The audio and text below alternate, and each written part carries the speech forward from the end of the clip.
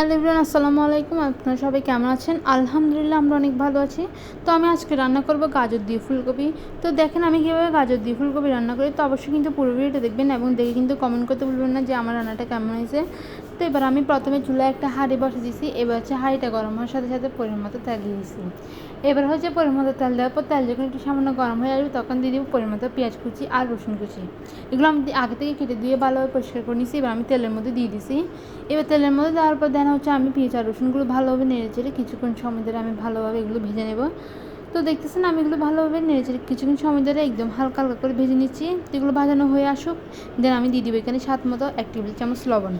তো দেখতেছেন আমি এখানে স্বাদ মতো 1 টেবিল চামচ লবণ দিয়ে দিছি। এবার হচ্ছে কি স্বাদ মতো 1 টেবিল চামচ লবণ দেওয়ার পর আমি এগুলো ভালোভাবে নেড়েচেড়ে ভালোভাবে কিছুক্ষণ সময় ধরে কষিয়ে নিচ্ছি। এবার আমি দিয়ে দেবো সবগুলো মশলা। তো আমি আপনাদেরকে বলতেছি আমি এখানে কী কী মশলা ইউজ করছি। তো আমি এখানে হচ্ছে মূলত মশলা দিচ্ছি বলতে 1 টেবিল চামচ দিয়ে দিলাম হলুদের গুঁড়ো, তারপর দিয়ে দিলাম হচ্ছে কি 1 টেবিল চামচ ধনিয়ার গুঁড়ো, এবার দিয়ে দিলাম 1 টেবিল চামচ জিরার গুঁড়ো। তো দেখতেছেন আমরা এবার সবগুলো মশলা দেওয়া শেষ, দেন হচ্ছে আমি এগুলো পিঁয়াজের সাথে ভালোভাবে নেড়েচেড়ে ভালোভাবে মিশ্রণ করে কিছুক্ষণ সময় ধরে কষিয়ে নেব। তো এবার ভালোভাবে নেড়েচেড়ে কিছুক্ষণ সময় ধরে কষিয়ে নিচ্ছি।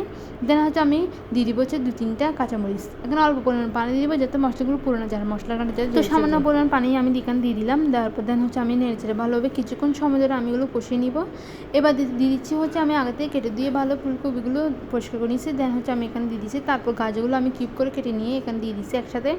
ফুলকপি আর গাজরগুলো আমি একসাথে দিয়ে দিলাম। দেওয়ার পর আমি হচ্ছে মশলার সাথে ভালোভাবে নেড়েচেড়ে ভালোভাবে মিশ্রণ করে নিচ্ছি। তো দেখতেছেন একদম ভালোভাবে নেড়েচেড়ে মিশ্রণ করে নিচ্ছি।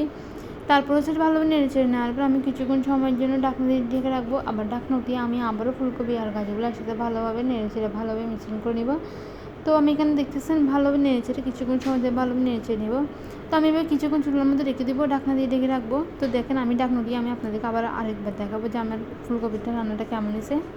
আর হ্যাঁ, আপনারা কিন্তু অবশ্যই পুরো ভিডিওটা দেখবেন এবং দেখে কিন্তু কমেন্ট করতে ভুলবেন না যে আমার রান্নাটি কেমন হয়েছে। আর কার কার এরকম গাজর দিয়ে ফুলকপি ভাজি খেতে পছন্দ তারাও কিন্তু অবশ্যই কমেন্ট করে জানাবেন। তো আমার তো ভীষণ পছন্দ।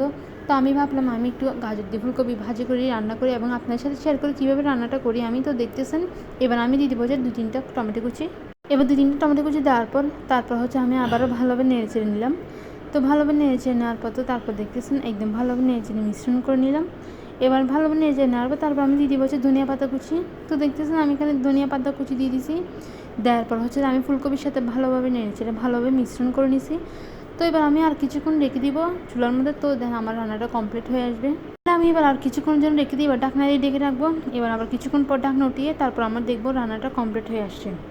তো এবার হচ্ছে আমি ঢাকনায় ডেকে এবার দেখতেছি আমার রান্নাটা প্রায় অর্ধেক কমপ্লিট হয়ে আসছে। এবার আমি চুলার আঁচটা বন্ধ করে দিয়েছি। তো দেখতেছেন আমার গাজর দিয়ে ফুলকপি ভাজি রান্নাটা কমপ্লিট হয়ে গেছে। তো সবাই কিন্তু অবশ্যই পুরো ভিডিও দেখবেন এবং ভিডিও দেখে অবশ্যই কমেন্ট করে জানাবেন। সবাই ভালো থাকবেন, সুস্থ থাকবেন। আল্লাহ হাফেজ, টাটা, বাই বাই।